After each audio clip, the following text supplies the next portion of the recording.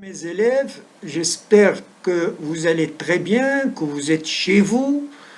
Alors, aujourd'hui, on va faire la correction de la série numéro 3 que je vous ai envoyée.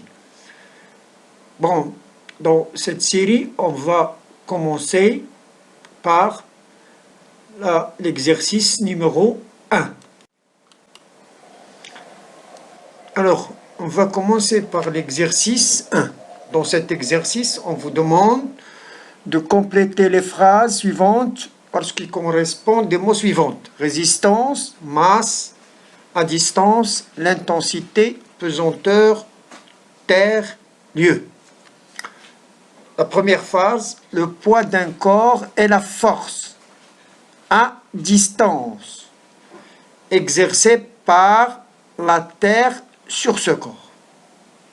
La deuxième phrase, l'intensité du poids d'un corps dépend de sa masse. Bien sûr, on a dit que c'est une grandeur invariable et de l'intensité de pesanteur qui varie selon le lieu et l'altitude. La troisième phrase, la tension aux bornes d'un conducteur ohmique est égale au produit de sa résistance et l'intensité du courant qui le traverse. Dans la deuxième question, choisir la bonne réponse. On a vu que l'expression de l'intensité de poids est P égale M fois G. Alors que l'expression de la loi d'Ohm est U est égal R fois I. Pour l'exercice numéro 2, on vous donne un fer à repasser placé sur une table horizontale de masse M égale 500 grammes. On vous demande dans la première question de faire le bilan des forces. Bien sûr, on doit suivre les étapes qu'on a vues au cours. On doit déterminer tout d'abord le système étudié, c'est le fer à repasser. Ensuite, les forces de contact. Donc, on a ici un contact entre la table et le fer à repasser. Donc, cette force est modélisée par le vecteur R appelé réaction de la table. Force à distance, donc c'est l'action de la Terre sur le fer à repasser, modélisée par le vecteur P appelé poids du fer à repasser. Dans la deuxième question, on vous demande de déterminer les caractéristiques du poids P du fer à repasser. Donc le point d'application, c'est toujours le centre de gravité G du fer à repasser. La droite d'action, c'est la droite verticale passante par G. Le sens du point G vers le bas, puisque la Terre attire vers le bas le fer à repasser. L'intensité, on doit appliquer la loi P est égal à M fois G. Donc P est égal à 500 grammes, c'est-à-dire 0,5 kg, fois G10. Donc ça va nous donner 5 newtons. Rappelez ou bien énoncer la condition d'équilibre d'un solide à deux forces. Attention, la condition c'est lorsqu'un solide soumis à deux forces est en équilibre. Alors, les deux forces ont même droite d'action, même intensité, sens opposé. Pour la quatrième question, alors on vous demande de déterminer les caractéristiques de la force R, réaction de la table horizontale, bien sûr, en appliquant la condition d'équilibre. Donc on remarque que le fer à repasser est en équilibre sous l'action des deux forces P et R. D'après la condition d'équilibre, les caractéristiques de la force R sont point d'application, c'est le point A, comme vous le voyez sur la figure, l'intersection de la verticale passante par G et la table. La droite d'action, c'est la même droite que P, donc c'est la droite verticale passante par G et A. Le sens, c'est le sens contraire, c'est le sens inverse de la force P, donc du point A vers le haut. L'intensité, puisque les deux forces ont la même intensité, on écrit R égale P égale 5 newtons. pour la représentation des deux forces, selon l'échelle, 1 cm vaut 1 newton, donc 5 newtons, on va prendre 2,5 newtons. Attention, on représente P toujours de point G, c'est l'origine de la force P, et la force R du point A, c'est l'origine de la force R. En ce qui concerne l'exercice 3, alors, on a mesuré la masse d'un corps dans un lieu sur la Terre et son intensité de poids. On a trouvé que sa masse c'est 40 kg, son intensité de poids c'est 392,8 newtons. On vous demande quel est le lieu de l'expérience en justifiant votre réponse et en se basant sur le tableau qui nous donne la valeur de l'intensité de pesanteur en plusieurs lieux, à l'équateur, Rabat, au pôle sud. Donc pour la réponse, le lieu est Rabat. Justification. Vous savez que P est égal à M fois G, donc on doit calculer G. Alors G, c'est P sur M, donc c'est 392,8 sur 40, ça va donner 9,82 newtons par kilogramme, et c'est l'intensité de pesanteur à Rabat.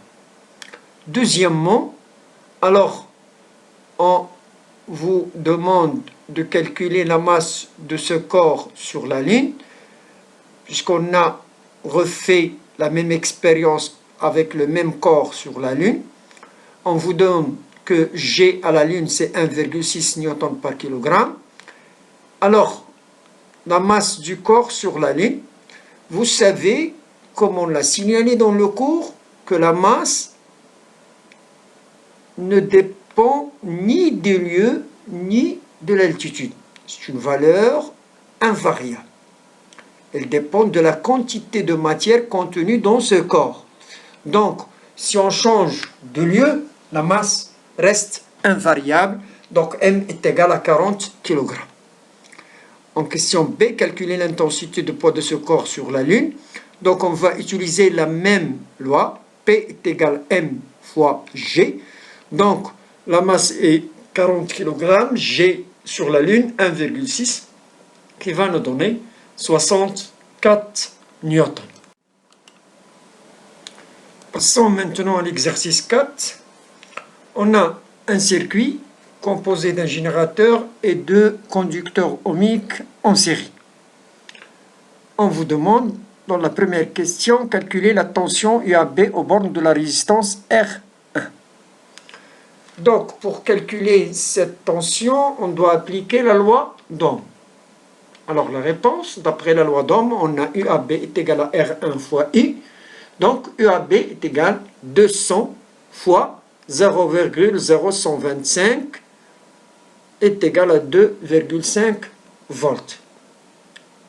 Remarquez bien ici qu'on a converti l'intensité I du milliampère en ampère, en divisant par 1000.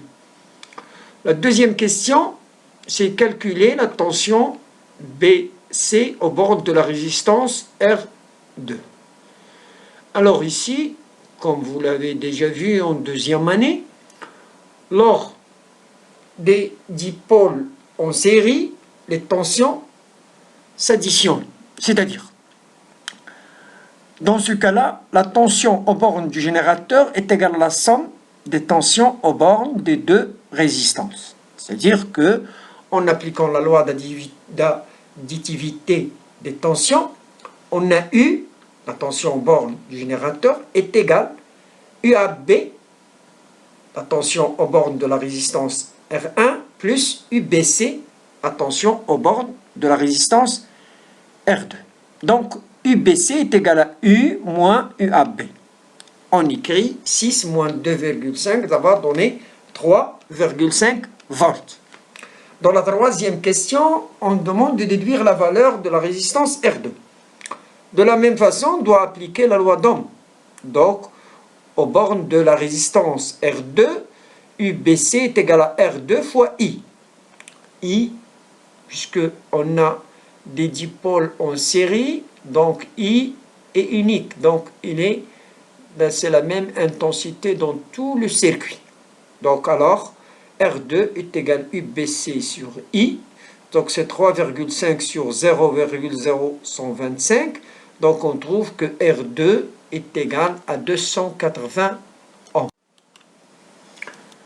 Bon, pour l'exercice 5, on vous donne un circuit dont les conducteurs ohmiques R1 et R2 sont en dérivation.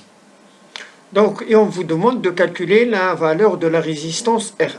Tout d'abord, on doit faire un rappel, comme vous l'avez vu en deuxième année, pour un circuit en dérivation, la tension aux bornes du générateur est égale à la tension aux bornes de chaque dipôle. Donc, on écrit ici que U est égal à UAB est égal à UCD. D'où, pour calculer la valeur de la résistance, en appliquant d'après la loi d'Ohm, on a UAB est égal à R1 fois I1. Alors, R1 est égal à UAB sur I1. Donc, UAB est égal à 4,5 volts, puisque c'est égal à U, sur 0,05 ampères, ça va donner 90 ohms. Pour calculer l'intensité I2 qui passe par R2, en appliquant toujours la loi d'Ohm, on a UCD est égal à R2 fois I2. Donc I2 est égal à UCD sur R2. On vous a donné R2 égale 90 ohms et UCD est égal à U est égal à 4,5 volts. Donc I2 est égal à 4,5 sur 90. Alors ça donne 0,05 ampères, ce qui vaut 50 milliampères. Calcul de l'intensité I du générateur. Comme vous le savez, comme on a vu en deuxième année, pour des conducteurs ou bien des dipôles qui sont en dérivation, alors on applique la loi de nœud. Alors la loi de nœud au point A, I est égal à I1 plus I2. D'où I est égal à 50 plus 50, c'est 100 milliampères. Pour l'exercice numéro 6, alors pour répondre aux questions, on doit appliquer la loi d'Ohm. On a U est égal à R fois I, d'où on obtient I est égal à U sur R. Mais il faut faire attention aux unités. L'intensité ici est donnée en milliampères, il faut la convertir en ampères. Alors pour la question 1, la tension U égale 6 volts. Donc pour calculer l'intensité, on doit diviser 6 volts par 100, ce qui va nous donner 0,06. Donc on va ampères, donc on convertit, il va donner 60 milliampères. Pour la deuxième, on vous demande de calculer la tension. Donc, alors la tension U est égale à RI, mais I, il est en ampères. Donc, on doit convertir 100 milliampères en ampères, c'est 0,1 ampères. On multiplie par 100, ça va nous donner 10 volts. La même chose pour la troisième. On a ici U 12 volts divisé par 100, ça va donner 0,12 ampères. Donc, on convertit en milliampères, on trouve 120 milliampères.